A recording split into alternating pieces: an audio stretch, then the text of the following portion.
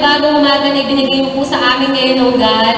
Lord, we're excited, Panginoon, na maranasan muli, Panginoon, ang iyong presensya, O God.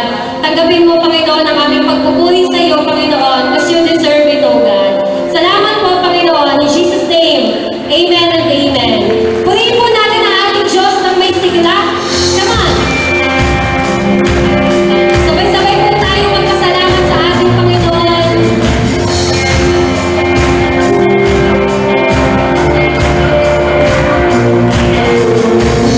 Sa bawat umagang kailan, simulang magpuri sa Kanya.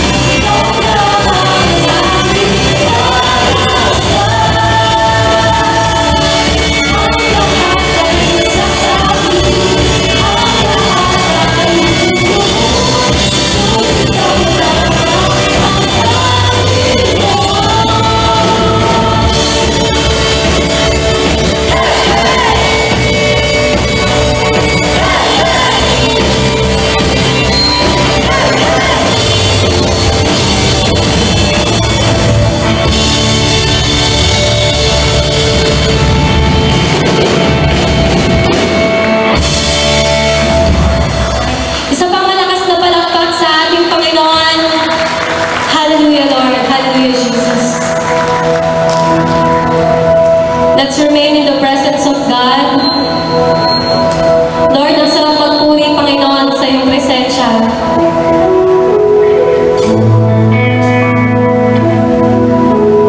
Hallelujah, Lord.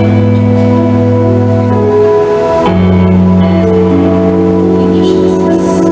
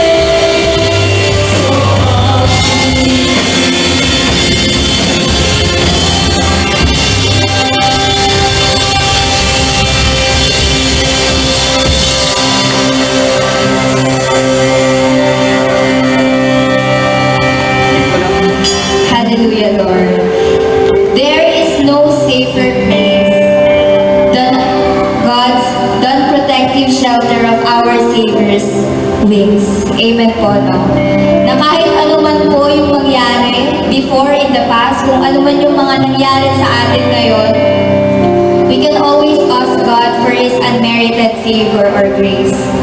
Gaya ng ginawa ni David sa Psalm 57:1, sabi niya po dito, no? Be merciful to me, O God, be merciful to me. For my soul trusts in you, and in the shadow of your wings I will make my refuge until these calamities have passed by. Church, this is an assurance for us today na kahit ano man yung mga gulo na itinatapon sa atin ng mundo, no? Mapa-financial man yan, family problems, career, or sa school, or some of us here, no, na-feel na na-overwhelmed sa mga nangyayari sa atin ngayon, we can find refuge in the Lord. Amen po. Let us pray. Lord, Father God, maraming salamat, Lord, sa araw na ito, Lord.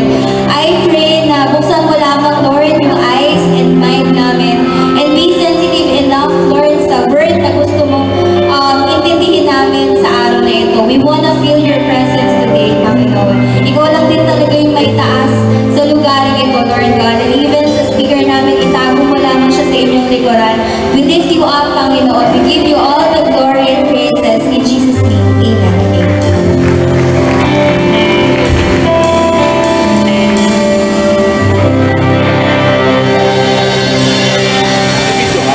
Outreaches natin. So, konti lang, meron tayong space training na ginagawa po natin. Simple design po talaga sa mga outreaches natin. At pinag-aaral natin the art of church growth. Okay? So, kay Jollibee ulit tayo makikisilong. Matabang-mataba na tayo because of Jollibee. So, again, welcome po sa bawat isa.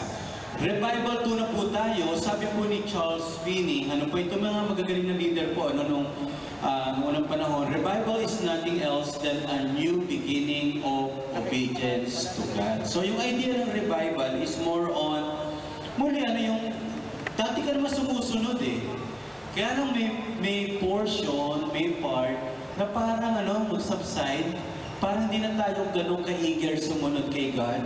Kaya kung may nararamdaman tayo, at muli, dinadala tayo ng salita ng Diyos sa pagsunod sa Kanya, that is revival.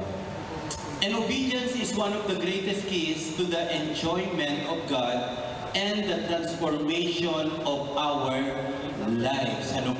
Yun pa rin naman ang pagsunod sa Diyos, walang ibang nakakapagpangiti. Sa Diyos, kundi ang ating pagsunod. At kapag tayo'y sumusunod sa Diyos, hindi pwedeng hindi mabago ang ating buhay. Okay? Teka lang. Arvin, pakiano nga sa yung monitor natin sa ibaba. Pag-ganan lang. Pausog lang natin. Hindi ko makita yung...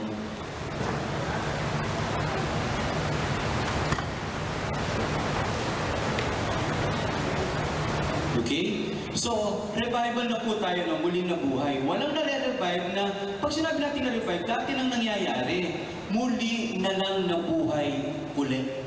Okay? Kaya, revival, yun po na idea natin. Maaring may mga dati tayong ginagawa na maganda, bakit nawala? Maaring meron tayong mga magagandang pinagsisikapan na tinaabot, bakit nawala? Kaya it's about time, talagang magsimula tayo, muli natin pong balikan ang magagandang bagay na ginagawa ng Diyos sa atin. Okay? So, pray muna tayo. Let us ask the Holy Spirit na talaga siya magturo sa atin. Holy Spirit, enlighten our minds. Open our minds so that we may understand your pure word, O God. Salita na nagpapabago, salita na nagpapalakas, salita, O Diyos, na kung saan tumutulong sa amin po, O God, upang maunawaan kung paano kami mabuhay at magbigay kaluguran sa iyo. Thank you so much, O God, in Jesus' name. Amen at amen. Walang salita ng Diyos, walang totoong pagbabago. Walang salita ng Diyos, wala pong revival. Wala po. Wala siya nag-feedback. Hindi, kaya nga po ang pagbabago natin is not based on emotion. So, ang pagbabago pa rin natin is rooted from the Word of God. Imagine, kung nagbabasa ng Bible, walang pagbabago.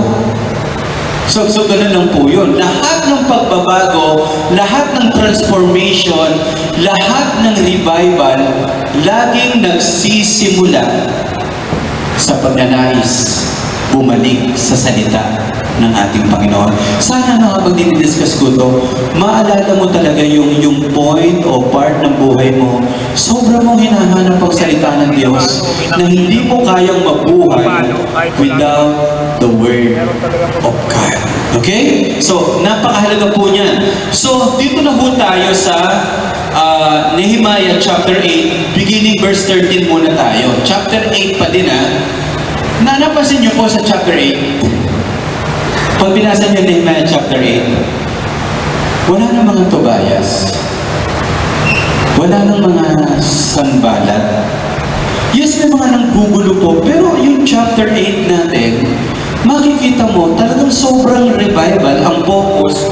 Yung mga tao hinanap ang salita ng Diyos, yung mga tao na uhaw sa salita ng Diyos, yung mga tao bumalik uli yung pagkilala sa kalakihan ng Diyos, iniyakan ng kasalanan, at nabuhay ng may kagalakan dahil alam nila ang nilalakaran natin, biyaya ng Diyos. Alam natin ang nilalakaran natin ay grasya ng ating Panginoon. So dito sabi ito, ng ikalawang araw. Kasi ang context ng Nehemiah chapter 8 is a celebration of Feast of Tabernacle. So, yung chapter 8 nito, ang Feast of Tabernacle po is celebration nila. Inaalala nila yung 40 years na nag-travel sila sa wilderness. 40 years, hindi sila pinabayaan ng Diyos. 40 years, pinakain sila ng Diyos. 40 years, saan kaya sila kumuha ng tsinelas? Saan kaya sila kumuha ng panyapak? And yet, wala pong nasabi doon na halos wala silang maisuot na panyapak kasi sobrang hirap. Totoo, may mga struggle, totoo, may kakulangan, totoo, may problem. Pero doon sa gitna ng travel nila yon, kahit na lang masakit sa ulo, yung ginagawa nila sa Diyos, hindi sila pinabayaan ng Panginoon. Kaya yung feasting na ito po, 7 days ginagawa. 7 days ginagawa. Kaya yung last Sunday natin, yun yung unang araw. Yun yung unang araw na nagulat na lang yung mga tao, yung mga leaders nila, sobrang uhaw ng mga tao sa salita ng Diyos. So ito ngayon, ikalawang araw. Okay? Sabi natin lahat, ikalawang araw. Okay, second day. Nang ikalawang araw ng buwang iyon, nagtipon sa harapan ni Ezra ang mga pinuno ng mga pamilya, ang mga pari, ang mga Levita, para mag-aral pa. So meaning, may mga nakinig po doon, pero hindi lahat bumalik. May mga nakinig ng salita ng Diyos, pero hindi sila nakipag-group huddle. Okay, hindi sila nag-live group in between, hindi nila binalikan. Parang gano'n lang po yan. Okay? Para mag-aral pa tungkol sa kautasan. Okay. Merong totoong revival at merong muling mabubuhay kapag mayroong malalim na naisin na maunawaan ang salita ng Diyos. So ang point natin ngayon, pakikita natin from that passage mismo, yung verse 13 lang parang sobrang yaman Sobrang yaman na ng salita ng Diyos, yung verse 13. Ano po? Na bumalik pa.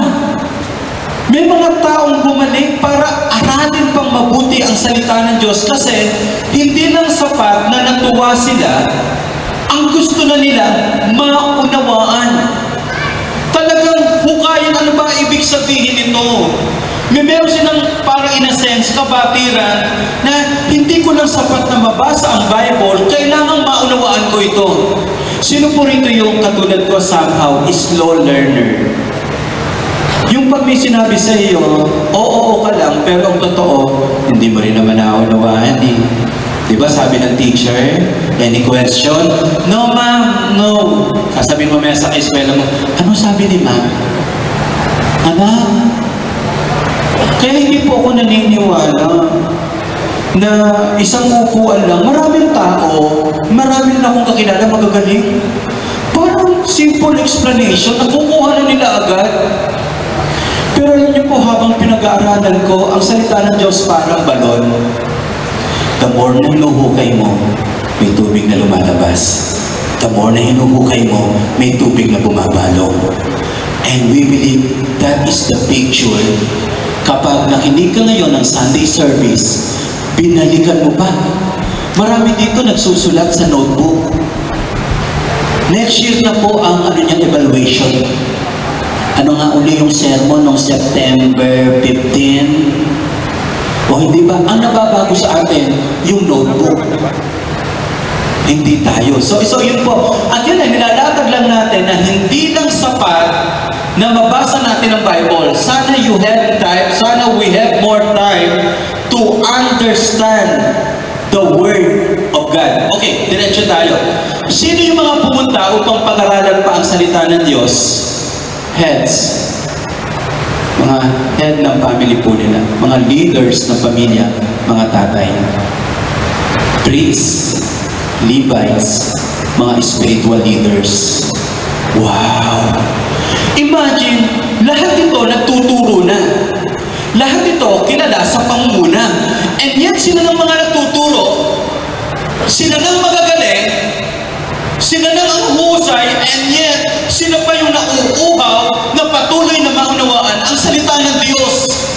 Parang nakakita ka ng professor ng Bible school, nagtuturo na ng Bible sa Bible school, and yet patuloy pa rin yung sinasaliksik ang Word. Diba tama po ba yung mga kausap ko dito, mga professional, tapos ka na ng dentist, and yet patuloy mo pang inaaral paano maging mabuting dentist, tama? Yung mga negosyante natin na matagal nang nagnenegosyo, pero still patuloy mong hinuhukay at inuunawa paano maging magaling na negosyante at paano lumago. Hindi sapat na may narinig lang tayo. Yung mga naririnig natin, dapat aralin natin mabuti. Galing ano po, mga leaders. Kaya dito po, ito tinutukoy na imagine nyo na po ba kung ang lahat ng tatay, sila ay nangunguna na mag-devotion sa pamilya. Hindi ko po patataasin yung kamay nyo po Sino pong tatay? Inaya niya yung pamilya niya, meron kayong regular devotion. Imagine kung ikaw tatay at nakikita ka ng anak mo, ng anak natin, na nagbabasa tayo ng Bible, ano impact nito? Babalik ka rin natin, nagsasyabu ka. Ilang panahon na, magsasyabu na rin yung anak mo. Syabu panlaba, syabu pampaligo, hanggang sa luminis ang buong katawan natin. Tingnan niyo yung pag-aaral na ito. Pag yung tatay, when that comes to Christ first, 93% of families will follow. Pag ang tatay ang nakakilala, sunungan si nanay, susunod si tatay. 93% ang tsansa na makakilala at madala ang buong pamilya kapag yung tatay. Meron po akong kilalang church. Puro babae. Ano to, pastor? Exclusive na church.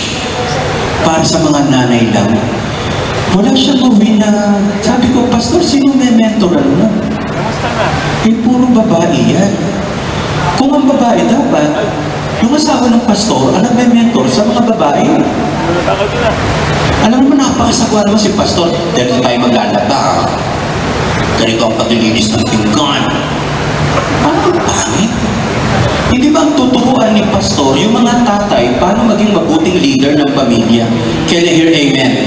O nagkakaunawaan po tayo kasi kaya dito sa church, talaga ngayon pa lang, sinasabihan na natin yung mga mag-aasawa, you are the leader ng iyong pamilya, so napakahalaga, na pangunahan mo talaga ito. Ikaw ang maglilid, ikaw maglilid. Pag nakakilala naman daw, mga nanay, 17% pwede madala niya ang pamilya niya. And then 3.5% kapag ang kabataan nakakilala sa Lord, at least mga 3.5% maisama niya yung kanyang pamilya. Kaya napaka-bigat na laban, pero wala namang masama po. Kung ikaw ay nakakilala sa Panginoon, kabataan, ipag-pray mo buong pamilya mo, madala mo sa Diyos. We respect yung mga nanay, single parents, kayo na ang naglilid, kayo pa rin nag-aalaga. Basta ang picture natin, ang church, binubuo ng mga pamilya na nagsasama-sama para pag-aralan talaga paano sumunod sa ating Panginoon, okay? Kaya, do not underestimate yung mga tatay. Sobrang i-empower natin yung mga tatay natin. Kahit sa pagsasalita lang ang mga tatay, minsan lang magsalita, sinusunod. Yung nanay, minsan labit na ang dila, bakit di ka ba talaga sumunod? Papalula ka talaga.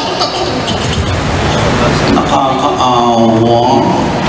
Ganda pa naman ang puwit ng ko, papaluin ko lang. Pero ang tatay, mata pa lang, parang may apoy na lumalabas. Pag tinamaan ka, sunog ka. Hindi, iba yung authority. Although, syempre, may mga tatay din naman na hindi ginagalang because of lack of integrity, or value sa buhay. Pero kaya nga, gusto natin ibalik ang design. Tingnan niyo po ito. Muli, ang sarap makita na ang mga tatay ay namumuna. Ang mga nanay ay sumusuporta at ang mga anak ay sumusunod. Ang hirap, balitaran natin. Ang mga anak ang nangunguna at ang tatay at nanay sumusunod. Tay, buntis po ako. Huwag niyo ako papagalitan, ha? Uy, pwede na pala yun. Huwag niyo akong tatanungin ako anong gagawin ko sa pamilya ko, ha? Hindi pwede po yung ganun, Huwag natin baliktarin ang disenyo ng Diyos. Ang disenyo ng Diyos sa pamilya, may tatay na naglilid. May nanay na sumusuporta. May mga anak na sumusunod.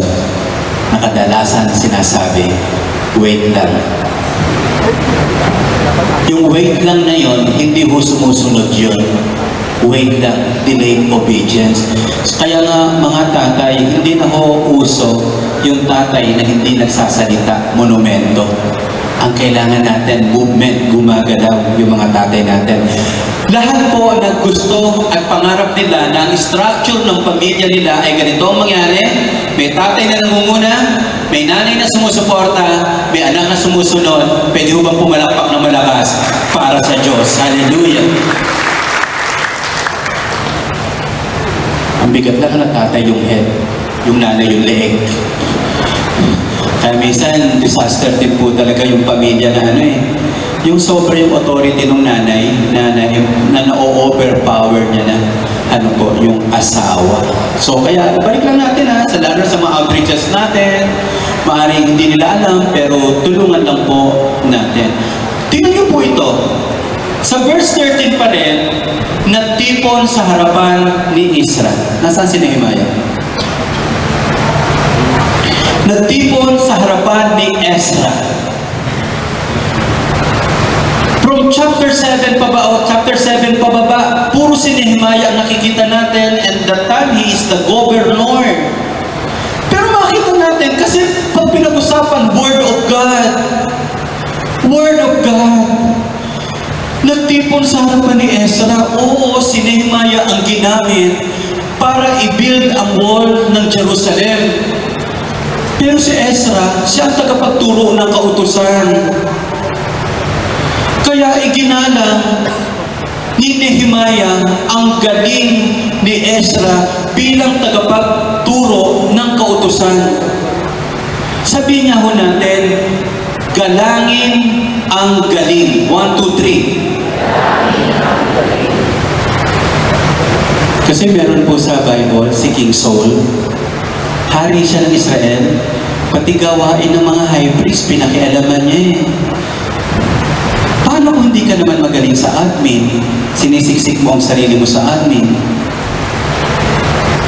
Hindi ka naman magaling sa numero. Gusto mo accounting. Hindi ba ang sarap yung lahat tayo nag-ooperate kung anong galing meron ka? Magaling magsaayos, ibigay mo sa kanya yung pagsasaayos. Magaling sa construction, ibibigay mo sa kanya yung pag-construct. Mga kapatid, hindi issue sa kaharian ng Panginoon yung title or position. Giftings ang pinag-uusapan. Kaya ako tuwa po ako kasi narating natin po ito at hindi po dahil sa galing ni Numan, kung hindi nakapag-equip tayo ng mga magagaling sa iba't ibang larangan. Ito po yung worship team natin. Halos new generation na po ito. Ang ganda-ganda kaya ng pagkapakanta ni Dindin po, ano? Palakpakan naman natin si Dindin, ano po? Si Jude, ang ganda ng pagkakabaka. Rinig na rinig ko. Ano po? Huwag ka mag-alala, ano po? Kasi ang pagbaka, walang masyadong liability. Ang masisisi lagi, sino ang worship leader? Hindi po, okay lang po yan, okay lang po yan. Thank you rin si Bam, nakabalik na rin po sa worship, ano po, sa pagbabaka. Ang galing yan po. So, tingnan niyo po, sinabi po ni Chuck Swindoll dito, unconcerned about having his name in lights. Hindi mahalaga po kung hindi nakatutok yung pangalan natin. Hindi po. Halimbawa, ikaw gumawa, pagkatapos hindi na ilagay yung pangalan mo, okay lang yun, okay lang. Si Nehemiah nga, hindi nababanggit ang pangalan, okay lang sa kanya. Siya ang nagsimula. Nehemiah stepped aside and strengthened the overall project with press reinforcement. People like Ezra, who was better than he in handling of the scripture. Ezra, ikaw ang magaling sa word. Equip mo naman yung mga tao natin sa pagdating sa word. Wow, ang galing. And then, Ezra did this job. Nehemiah stood among the people applying the truth that was proclaimed. Ang nakakatawa ko ritong picture, kasama po si Nehemiah yung nakikinig na salita ng Diyos. Ilan pong kami na mga nagtuturo, kailangan namin na natuturo. Kailangan namin magpa-mentor, kailangan namin magpa-coach. Alam niyo ho, karamihan sa mga lumalabas na kulto at mga rebelde na leader, walang covering sa kanila. Kasi po, kaya nga po, umiikot din po ako sa outreach at mas as possible po, ano naman po ako, confident. Kasi laging somehow may usapan kami ng mga outreach. Kung anong sinermo natin dito, yun din po ang isa-sermon nila. Baka meron dito, magturo mamaya. Grabe ang pagtuturo ni Nehemiah ng Word of God. Alam niyo po ba ang totoo? Si Ezra pala ang nag-build ng wall. Parang nabaliktad na. Ano nangyari?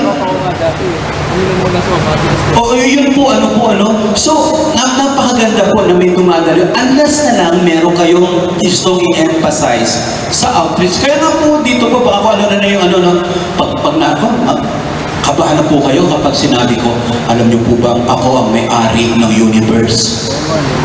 Bakit? I-handle ko ang Miss Universe. Pag gano'n mo, may tama. Pag sinabi ko na po yun, magtakbuhan na po kayo, papalayo at humanap na kayo ng church na mapupuntahan. Ako ang may-ari ng lahat. Malapit na pong makulong yun. Makakulong na ba? Nahuli na. Nagsimula lang po yung member, naging senator, naging pastor, naging apostol, naging anak ng kataas-taasang Diyos. At bandang huli siya ng ama, siya ng pinsan, siya ng pamangkin. Sino ang madadaya? Hindi nagbabasa ng salita ng Diyos. Kaya be careful, be careful. Kaya natatakot din po ako. Kasi Loy ang dulo niya. Bilangan na ba? Meron pa akong kasamang pastor, ang pangalan niya, Jonathan Loy-Loy. Dapat dalawa na. Nakalaylay na. Ano po? Laylay, Loy-Loy. Ang pangit naman. Ano po? So, tingnan natin to. It was no problem for him to step aside and have his wall project virtually ignored because a far more significant activity was taking place among the people. Why? His mindset was unselfish. Sige, let us say, magaling ka sa word. May lumabas na mas magaling. Kahit magaling ka, pero kung may nakikita tayong mas magaling, walang problema, pwede siya mag-take over. Amen? And as a leader, our task is to produce more leaders better than us. Kaya natutuwa po ako, tayong mga tatay, naniniwala ako, mas magiging magaling ang mga anak natin. Amen? Alam niyo kahit sa itsura lang, kung pogi ang tatay at papangit ang anak, matagal nang lusaw ang mundo. Ngayon, makakita ka galing, ano po? Meron po ako nakita mga magulang, 5'6" lang, ang anak na 6'5". Hindi ba, talaga po yun na nag-i-improve po yung ano natin, di ba? At yung iba, maganda. Tingnan niyo po ang magulang nila Asunta de Rossi. Tingnan niyo po. Di hamak na mas magaganda. Kung kasama niyo po ang anak niyo, sabihan niyo naman siya, sa akin ka nagmana. O Banji kayo magkapatid, kay Ate Esther kayo nagmana Okay? So mga kapatid, kapag meron tayong hinahawakan, huwag tayong matakot ibigay kapag meron na pwedeng gumawa na mas magaling at mas mahusay sa atin. Amen? Huwag mo naman ito pagkakatiwala sa hindi sanay. Ano po? Maganda po, kung ipapalit mo sa mas mahusay, kita mo malaki ang potensyal. And I believe Praise Church is napaka-unselfish niya na we are willing to release even na magagaling natin. Kaya di mo kung yung mga leaders natin, nakaupo lang dito, gagaling nilang mag-preach. Sayang naman, kaya nirelease po natin sila para sa kaharian ng ating Panginoon. Malakas ang palakpak ibigay natin sa Diyos. Come on! Woo! Thank you Lord. Thank you Jesus. Tingnan po natin ito. So, hindi lamang po ang mga nagpunta, yung mga leaders, ang kagaling na yet gusto pa mag-aaral, ano po? Ang sabi rito, mag-aral ba? Naniniwala po ako, marami ka nang alam, definitely. Pero, this is the reality. The more na may nalalaman ka, mas lalo mong nakikitang wala ka pang alam. Ang mabigat ito, feeling mo medyo matalino na tayo. Pagkatapos nakatabi natin sobrang galing, para naliliit ka. Masarap din makakita ng mga taong naliliit ka, para ka lalong mag-exert ng effort. Unless na lang kung nasa isang isla ka, ikaw lang ang nakatira, definitely ikaw ang pinakamagaling. Wala nang huhusay pa sa iyo kasi nasa isang isla ka lang na ikaw lang. Sino mga teachers dito po? Lalo ko kayong mag-aral. Pag hindi ka nag-aral, obsolete na yung tinuturo natin. Hindi na upgraded. Yung mga architect natin, patuloy na mag-aral. Lalo na po ang mga outreach leader natin, basa ng basa, aral ng aral. Wala kang ibinasa, wala kang binasa, wala kang ipapasa. Pero ang laging taong may inaaral, merong pwedeng laging ibigay na mabuti sa marami pong tao. Amen? Huwag yung chismis siya laging pinapasa. Marites, ano ba ang latest? Ano po, huwag naman po yun ha. Minsan hindi pa nangyayari, na-anticipate mo na eh. Para mangyayari ito! Huwag naman po, okay? So, pause lang tayo for a while. Gaano mo ko gusto na maunawaan pang mabuti ang salita ng Diyos?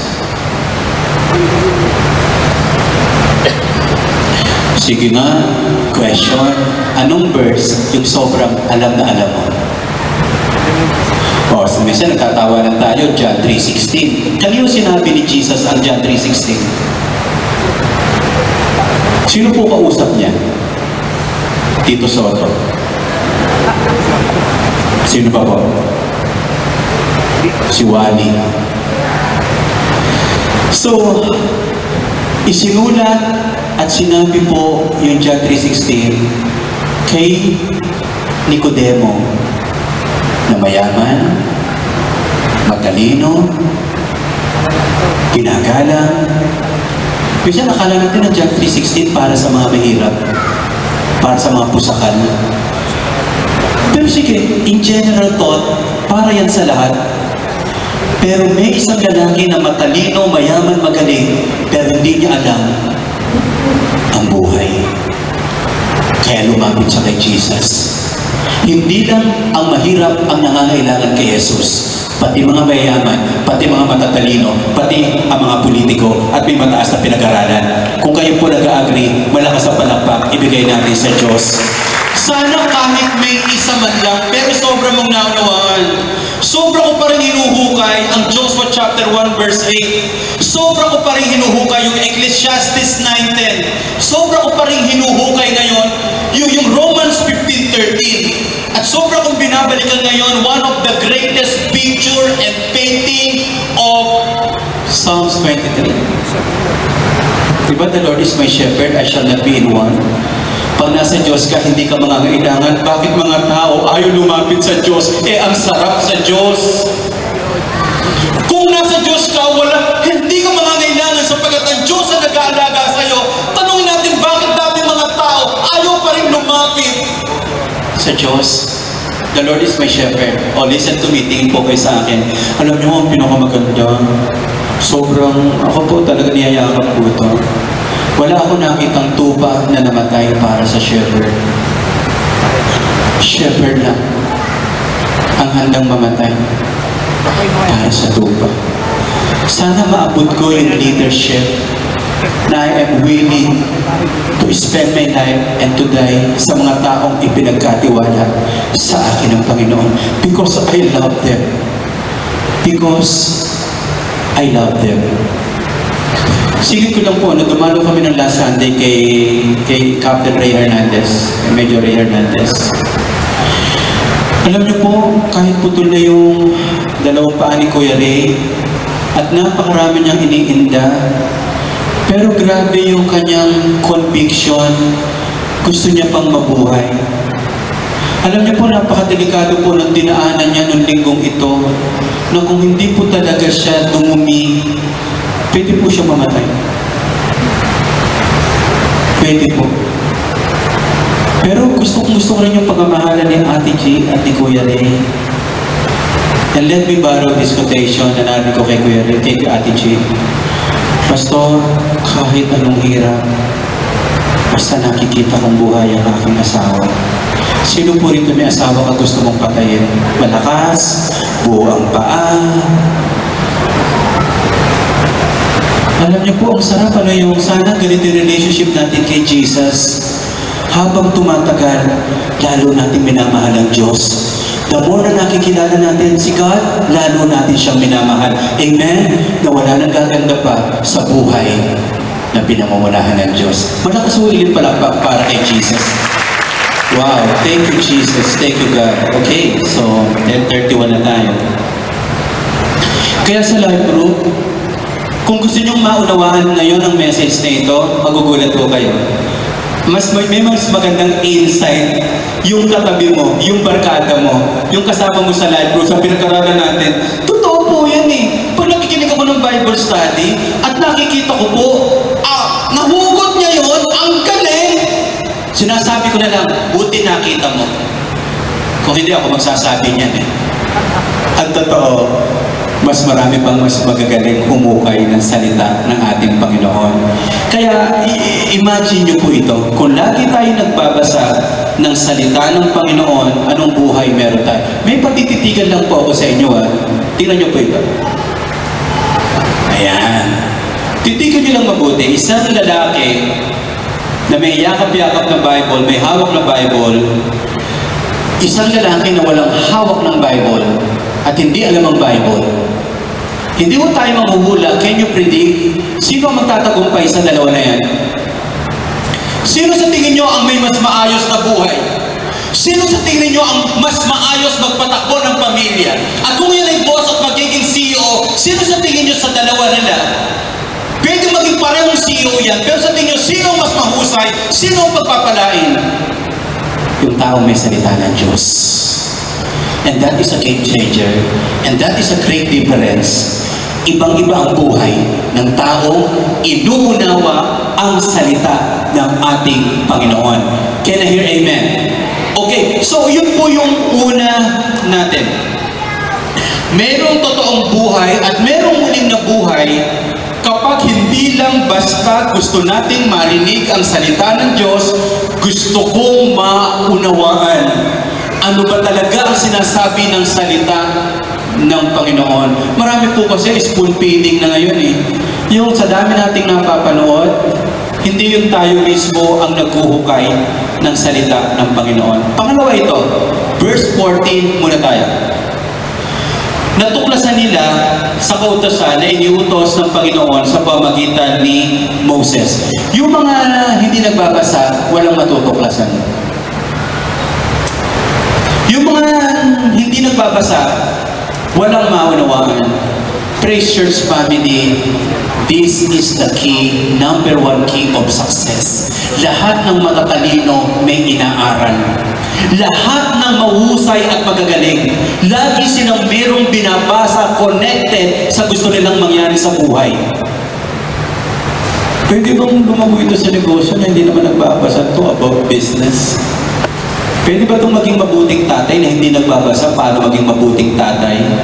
Pwede ba itong maging mabuting anak na hindi naman nagbabasa to paano maging mabuting anak? So, grabe no, natuklasan nila kasi inunawa. Mga kapatid, lagi ko ito sinasabi sa mga kaibigan natin. Hanap lang ng hanap, basa lang ng basa, makukuha din natin yan. Mahirap yung gusto mong makuha ang isang bagay, wala ka namang ginagawa. Hindi tayo gagaling, hindi tayo uhusay, hindi tayo lalago nang walang binabasa, walang inaaral, at wala tayong matutuklasan kung hindi tayo matsatsagang mag-aral. Natuklasan nila. Ibig sabihin, ang tagal na natulog nung teaching na ito. Ang tagal na tulog na meron pa na silang dapat gawin pero hindi nila ginawa. Ano natuklasan nila? Natuklasan po nila sa pamagitan ni Moses na ang mga Israelita ay dapat tumira sa mga kubol sa oras ng pista na ginaganap tuwing ikapitong buwan. Ibig sabihin, ng Feast of Tabernacle pala, in remembrance sa 40 years nila sa wilderness, dapat pala habang sineselebrate nila yun, meron lang silang tolda. Meron silang mga palapa ng saging siguro, ng niyog, ano po. Pag nakakita kayo ng kasana sa probinsya, parang ganun po, ano. Doon pala sila dapat titira for 7 days. Minsan meron ganito eh.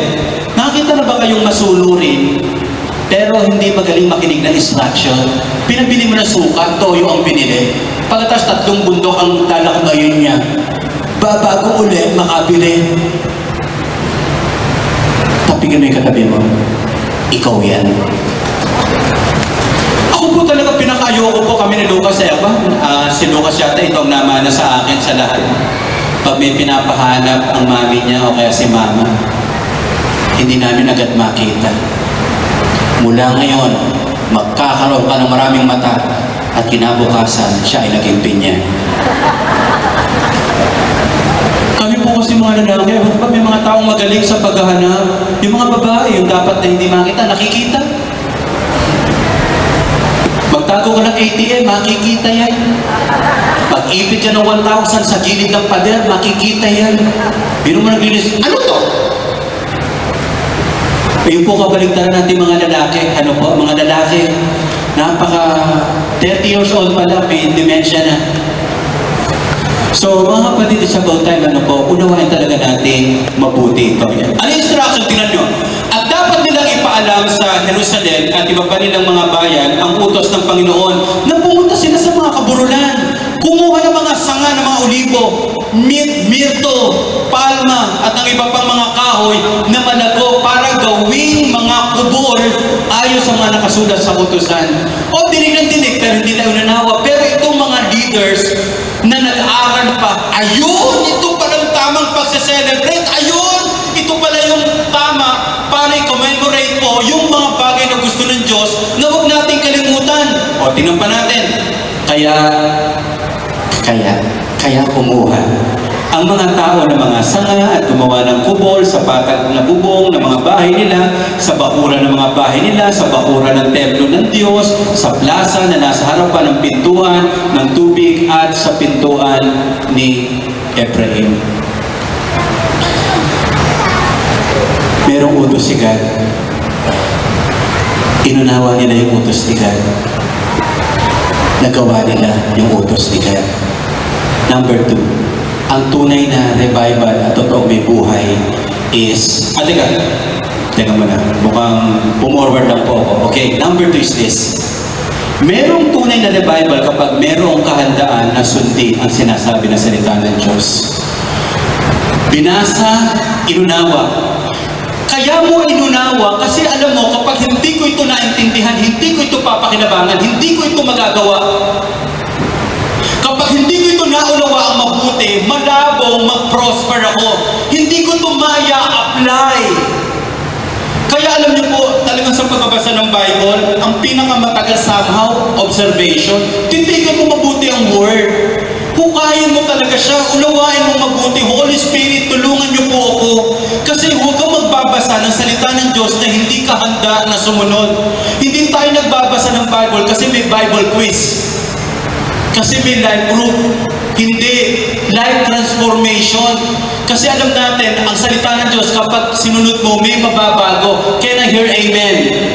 Sino ho rito mag-aaral pa ng salita ng Diyos? Sabi ko nga po, minsan may mentoring kami. Nakakamiss. May mga panahon na ang McDonald's, dyan sa Hermosa at Jollibee, ang daming nagla-live group. At ang makikita mo, mga nagme-mentoring. Ngayon, ang nakikita ko na lang po, si Ronald McDonald. Siya na nagbabasa ng Bible sa gilid. Di ba ang sarap yung nakita-kita kayo sa mall, ano po, nag-bingo kayo. Di ba ang sarap yung, I believe very Bible eh. Sa office nyo, nagbabasa tayo ng word. Mga kapatid, ang word na understanding, ang lalim kasi niya eh. Ang word ng understanding sa iba, prudent, to be wise. Matalino ang taong may pangunawa.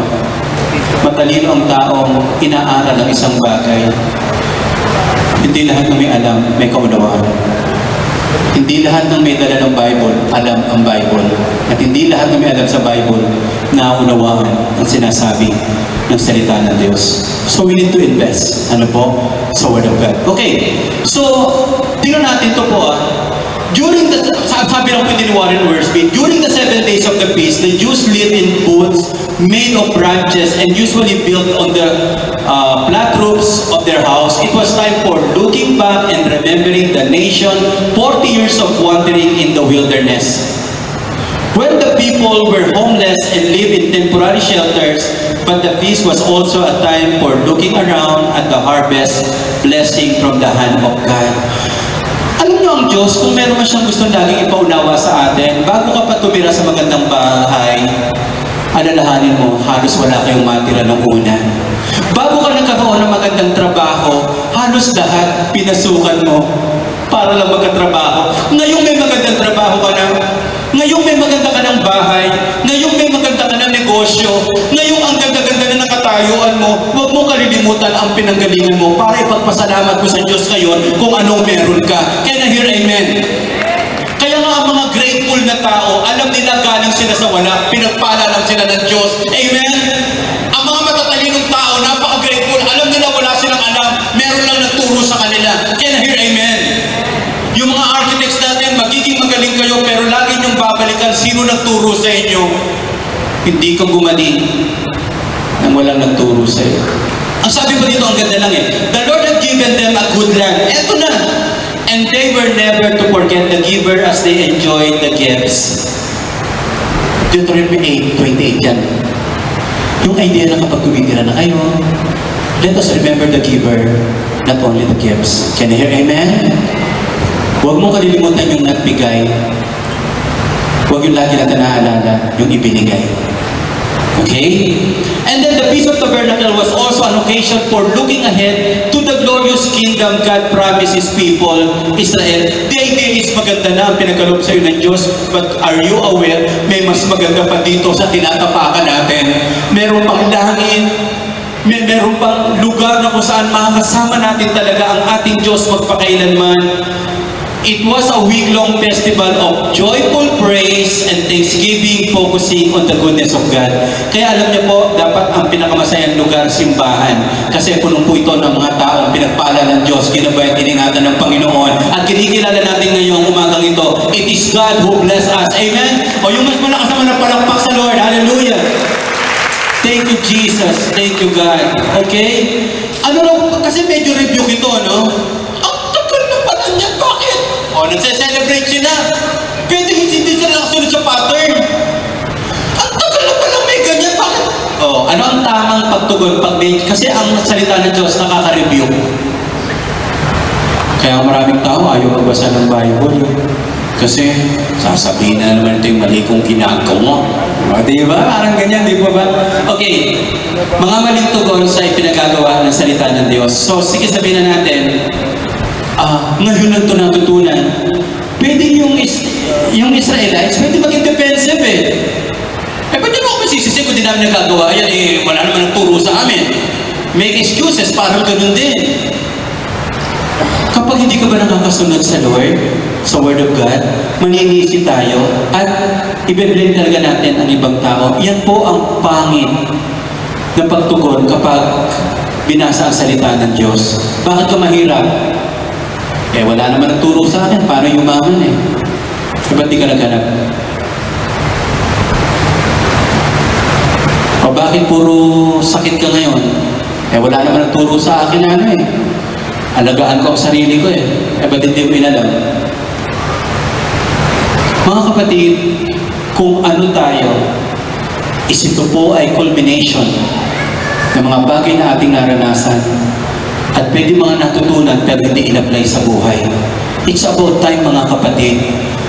Pag ni-review tayo ni God at sinabihan, ilan sa atin na po nakatuklas talaga pag nagbabasa ka ng salita ng Diyos, talagang i-challenge ka ni God. Kapag pinag-pray mo, Lord, gawin niyo po ako mapagmahal. O yan, may kapitbahay ka mga away sa iyo. Sige, maging mapagmahal ka na. Joke lang yun, Lord! Hindi ba? Lord, payamanin mo ako. Ang ipapadala ni God sa iyo, mga nangangailangan.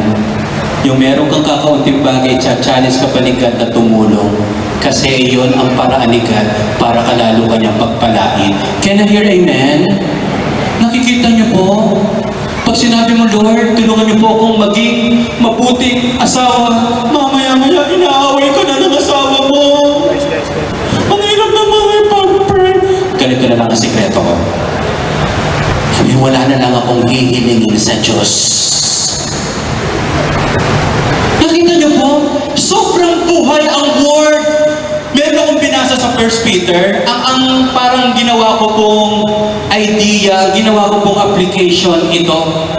Ginawa kong application yung idea na I will never say anything against kahit sa mga tao, kahit sa politiko, yung day na yon, hindi ako magsasabi ng pangit. Binabantayan ko, labi ko baka makapagsabi ko ng pangit. Aba, may lumusot na isa. Labi ko na naman po ako sa isang government official, something na ganyan. Yun nga ba dapat di na masyado nagpapanood ng mga nakakainis na balita. Ano po? Pag sinabi kong alis go. May kasalanan at lahat. Ngayon, may inis ka. Panood ka kasi ng panood hindi ba? Mga kapatid, totoo ang salita ng Diyos. Pag binasa mo yan, kakausapin ka ng ating Panginoon. At kapag kinausap ka ni God, huwag kang defensive. Huwag kang magsisinungaling! Minsan lang naman, Lord. Huwag pong ganun, Lord. Mukhang para talaga sa akin to, God. Basta, Lord, kahit maliliit na bagay, hindi na ako magsisinungaling. Okay? Sabi mo sa katabi niyo po, magsabi ka na ng totoo. Okay, so, tira natin to lahat sila na bumalik mula sa pagkabihag ay gumawa ng mga kubol. Ito so instead na magsisihan sila, bakit wala nagturo sa atin, lahat sila ngayon ang ganda, lahat sila. Sabi natin po, lahat sila. Ang ganda kaya yun, lahat tayo sumusunod sa Diyos. Hindi yung halimbawa, 400 or 500 tayo or 1,000. At least merong 1% na sumusunod. Ang maganda po, outnumber natin yung mga hindi sumusunod. Lahat tayo sumusunod. Amen ko ba tayo doon? O mamaya, sa offering. Ilan yung magbibigay, ilan yung hindi. Ang sarap yung lahat tayo. Hindi, Lord, nakasayaw na ako Yun na po ang offering ko sa iyo. Ninakasan ko yung palakpak, Lord! Yun na po yun. O magkano yung offering mo? 1,000 po na palakpak. O sige, ikaw magbayad sa Bimol ng 1,000 palakpak. Ano po? Baka palayasin na tayo dito. Ano po? Okay, so ang point, lahat sila na bumalik mula sa pagkabiyag ay gumawa ng mga kubol doon at doon tumira. Hindi pa nila nagagawa ang ganito simula noong panahon ni Josue na anak ni Nun at labis ang kasiyahan nila. I don't know, ibig sabihin from Joshua to Nehemiah, gaano katagal yun? Hindi dapat sila naghihirap, hindi dapat malungkot ang buhay nila kung sineryoso nila ang salita ng Diyos. Gusto kong mas maiwanan sa inyo, there is real joy in obeying the word of the Lord. Kapag hindi mo binuksan ang buhay mo, kapag hindi mo binuksan ang Bible, pinalungkot mo ang buhay mo. Pero kapag binuksan mo ang Biblia, binibigyan mo ng Diyos ng pagkakataon na gawin niyang totoo ang kanyang mga salita sa iyong buhay.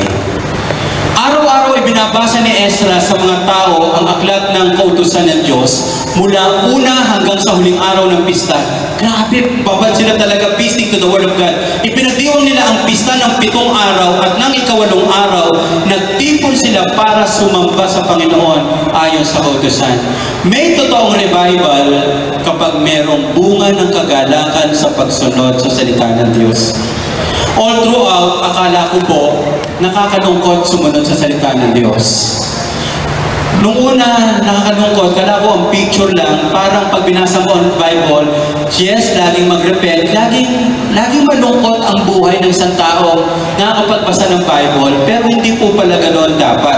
Tingnan niyo po ito kapag naunawaan mo ang salita ng Diyos at ginawa mo ang sinasabi nito, ang bunga nito ay kagalakan sa puso mo. Ayoko namang palungkotin ang buhay mo, pero ganito ang sasabihin ko po. Kung tamaan, magbago, kung hindi, salamat sa Panginoon ginagawa mo. Tingin mo na po kayo sa akin. Mula sa ibaba hanggang sa itaas, tingin po kayo sa akin.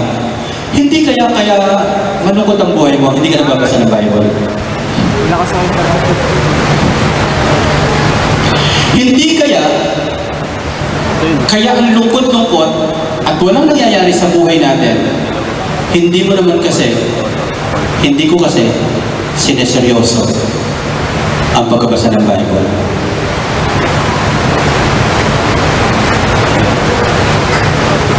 Pause tayo ng mga 2 hours. Ano yung huli mong binasa?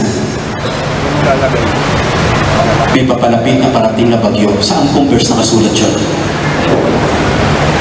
Tumaas na naman po ang bilin. Saang verse yan? So mga kapatid, subukan mong baliwalain ang salita ng Diyos. Maraming mawawala sa atin. Hindi mawawalan kailanman ng Diyos kapag hindi tayo nagbabasa ng Bible. Tayo ang nawawalan. Tayo ang higit na naapektuhan. Pero ito ang gusto kong higit yung matandaan. Holy joy will be the oil to the wheels of our obedience. Ang talagang pampatibay, pampapabilis, pampagana, pampadiretso ng pagsunod sa Diyos, hallelujah, ay yung kagalakan. Hindi po ba? Ilan sa atin dito, masaya ka kapag nakasunod sa salita ng Diyos? Amen? Halimbawa, sabi naman ni God talaga, mag-tithes. Nakapag-tithes ka. Sino rito yung nagsisisi ka? Ba naman ako nakapag-tithes? Sino rito nagbasa ka ng Bible? Bakit ba ako nakapagbasa pa ng Bible? Anything na hahambangan mo na pinagagawa ng Diyos, kagalakan ang dulo niya. Can I hear amen? Anytime na sumusunod ka at alam mong naapakan mo yung kalooban ng Diyos, ikaw ang pinakamasayang tao sa buong mundo. Can I hear amen? Tingnan niyo po ito. Ito gusto ko sobrang maunawaan natin ito kasi tapos na tayo. One slide na lang tayo. This is, sige nga James, pa tayo ng konti. And then, praise and worship. Gusto ko po talagang God of this city. Talagang, and the church I know, balik lang tayo po doon sa Diyos. Balik lang tayo sa church. God wants His people to be convicted by His word. Maganda rin yung ganun. Maganda rin yung ganun pag nakikinig ka ng salita ng Diyos, medyo tinatama-tamaan ka pa. Pero yung ang pinakamapangit na sitwasyon, wala nang dating sa yung word. Yung kahit ano gawin mo, hindi ka na nakoconvict.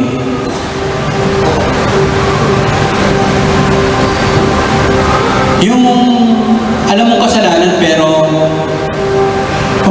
okay lang yan. Okay lang na magsama na hindi kasal. Okay lang yan. Okay lang na pa-dedicate na lang kahit hindi kasal yung mag-asawa. Okay lang yun.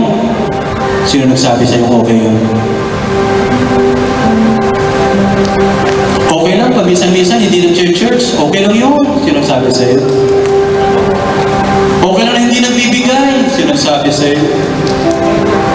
Okay lang na hindi tumulong. Sino nagsabi sa'yo? Maganda yung nakukonvict man lang tayo. Yung nararamdaman natin, Lord, alam ko para sa akin yan, ang huwag na huwag yung gagawin ganito, nakikinig kayo. Tama ito sa sa katabi ko. Tirahin niyo pa asawa ko. Try lang natin. Mamaya. Lord, para sa akin ang mensahe niya. Hindi pagkatapos try. Pero mo, hindi na nga ako masyadong maalam sa Bible, hindi pa ako nagsisikap magbasa. Lord, para sa akin yan. Pagkatapos, dinadaya ko lang. May iba ko hindi nagbabasa, hinahagod lang ang salita ng Diyos.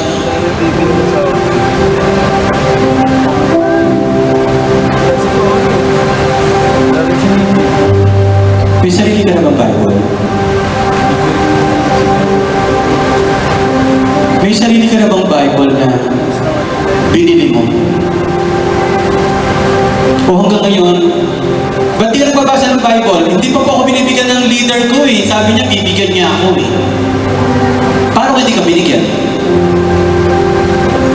So it's about time na sana sobrang maunawaan natin ng Word ni God to confess their sins. Pag nakunbi ka, ang next step, Lord, patawad po, patawad Lord. And then, to forsake them. Pag pinatawad ka naman ng Diyos, huwag ka naman guilty. Bisa ng picture natin ng repentance, ang picture natin ng conviction, yung kailangan lagi kang umiiyak, yung kailangan lagi ka nagsisisi, hindi ho. Pag nakunbi ka, magsisi ka. Pero kapag nagsisi ka, tanggapin mo ang pagpatawad ng Diyos. Pag pinatawad ka ng Diyos, magdiwang ka, magsaya ka, kasi pwede ka ulit magsimula. Can I hear amen? Hindi yung purong asim ng buka. Hindi po. Pinatawad tayo ng Diyos. Tingnan niyo po. Sa unang pagsisisi, pero sa dulo, gusto ng Diyos, maging happy tayo. But then to rejoice in the joy in living for Him. Nakabalik na uli ako sa pagsunod sa Diyos. Nakabalik na agad ako. At sabaw tayo mga kapatid. Kaya nga pwede pumasok kayo ng malungkot. Pero sana umuwi naman tayo ng masaya. Kasi binago ng Diyos yung buhay ko. Tayo tayong lahat. Anong gagawin natin ngayon para maranasan ang joy of obeying the Word of God? Number 1, huwag lang basahin, unawain. Si Pastor Dodong Kakanando, hindi man siya pastor, negosyante siya, si Dodong Kakanando. Pag nagbabasa siya ng Bible, dalawa lang ang lagi niyang pattern. Pag nagbasa siya ng Bible, ang unang tanong niya, who are you, Lord?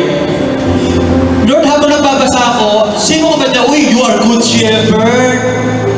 You are the door. Wow! Who are you, Lord? Yun lang muna pagkatapos susulat niya. Pagkatapos, Lord, ano yung gusto mong gawin ko sa araw na ito? Unawain,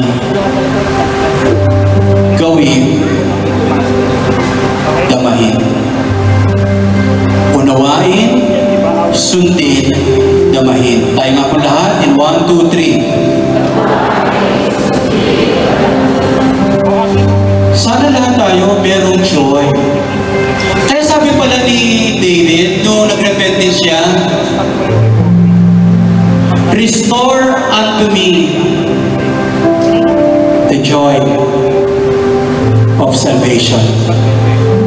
Malungkot ang hindi nagbabasa ng Bible. Malungkot ang taong hindi inuunawa ang salita ng Diyos.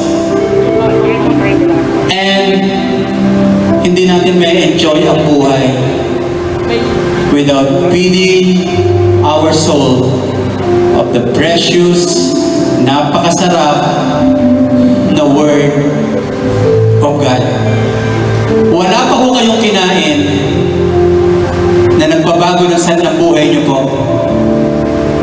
maliban sa salita ng Diyos na nagsasabing hindi lamang sa tinapay nabubuhay ang mga tao, kundi sa bawat salitang lumalabas sa bibig ng Diyos, na ang verse na yan ginamit doon sa wilderness habang naglalakbay sila ng 40 years.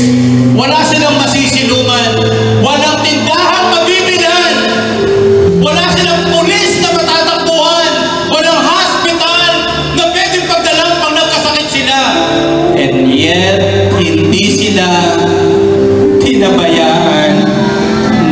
Diyos. Ilan sa atin dito may realization, kung hindi sa Panginoon, matagal na akong patay. Kung hindi dahil sa Panginoon, kung hindi dumating ang salita ng Diyos, walang magandang bukas na naghihintay.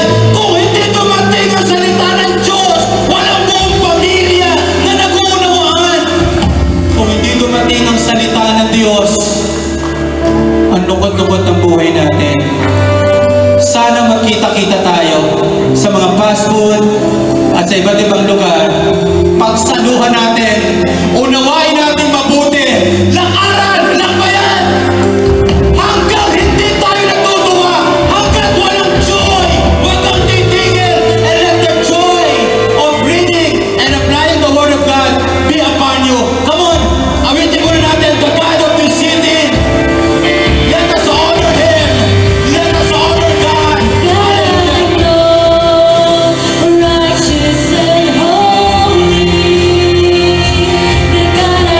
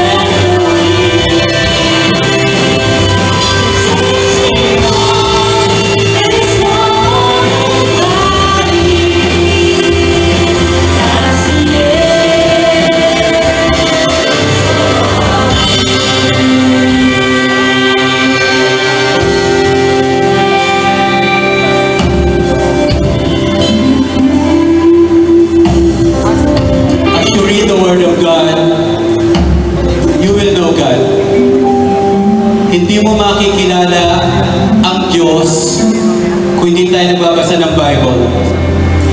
Lagi ko itong nilalagay sa puso ko. The more you know God, the more you will trust Him. The more you trust God, the more you are confident in this life. Mas kilala ko ang Diyos, mas magtitiwala ako sa Kanya. Mas nagtitiwala ako sa Kanya, mas malakas ang aking loob. Dahil alam kong ang Diyos ang aking kasama. Maglalambing lang po ako sa inyo this coming Friday. Mga tatay, i-lead nyo naman po ang inyong pamilya sa family devotion. Pare-pareho tayo, hukayin natin ng isang linggo ang Matthew 6:33. Mula sa araw na ito, what is Matthew 6:33? Hukayin natin. Pag-usapan natin sa Friday. Mga cell leaders, primary leaders, huwag natin pabayaan ang network natin. Pwede po ba this week, yung pinakamagandang mentoring, yung pinaka-exciting na mentoring sa inyo po mga leaders, gawin po natin. Mga life group leaders, magkita-kita muli tayo sa mga fast food, sa lugar na kung saan pwede natin pag-aralan ang salita ng Diyos. And I will tell you, ang hindi mo lang pagsisisihan ng matindi sa buhay is yung sinunod mo ang salita ng Diyos. Hallelujah. Iganito nga natin yung kamay natin po sa ating puso. Sabihin natin lahat, I love the Word of God. Muli sabihin natin, I love the Word of God. Panginoong Jesus, ako po ang unang niyong baguhin. Tulungan niyo po ako na mahukay ang iyong mga salita. At ako mismo ang unang umapak. Nangangarap po ako na isang araw wala akong ipipreach kung hindi ko muna inapakan. Kung hindi ko ginawa, wala akong karapatan. Paano ako makakapag-sermon? Makakapag-preach sa pamilya kung hindi ko mahal na totoo yung pamilya ko? Paano ako makakapag-preach about finances kung ako mismo naghihirap at baon sa utang? Anong sasabihin ko sa mundo kung hindi ko lalakaran ang iyong mga salita? Change me, O God! Change me! Sana, Lord, mabura na ang pag-aaral ng Diyos, sa salita ng Diyos, pasikatan, pagalingan magpaliwanag. I believe, Lord, ibabalik mo kami, tiri-revive mo ang labanan. Gaano man kahirap ang salita ng Diyos, lalakaran namin yan, sapagkat ang tulo niyan ay kagalakan walang katulad na nagmumula sa aming Panginoong Jesus sa banal na Espiritu. Panginoong Jesus, kung meron dito kinakausap ka ngayon, gusto niya magsimula muli, Lord, tulungan mo siyang magsimula sa pamagitan ng pagkakaroon ng Bible at basahin muli ito sa oras na itinakda niya, sa lugar na itinakda niya sa iyo, O God. Panginoon, pagpalain niyo po ang preaching ng mga outreaches namin. Ang panalangin ko po, kung walang paggabay ng Holy Spirit, huwag niyo lang sila magsalita, Lord. Pero Lord, huwag niyo kami pahintulutan na makapagsalita na hindi rooted from your word. Hindi po mensahe ng tao, kundi mensahe niyo po. Kaya lagi niyo pong lulukuban ang mga outreach pastors namin, O God, na lahat po kami maging masipag sa pag-aaral at hindi po dumating yung pagkakataon na ang preaching iniraraos lang po. Yes, merong ganun, Panginoon, pero tulungan niyo po kami muna ang i-revive mo.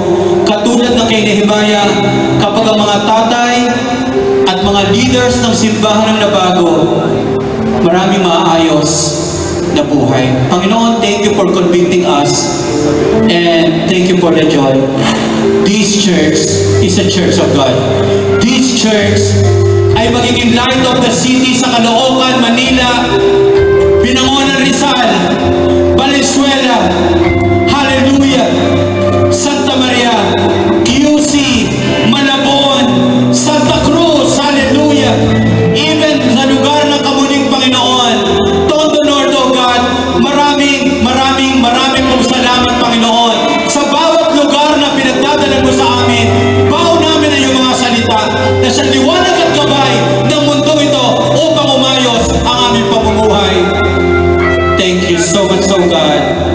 In Jesus' name, amen at amen.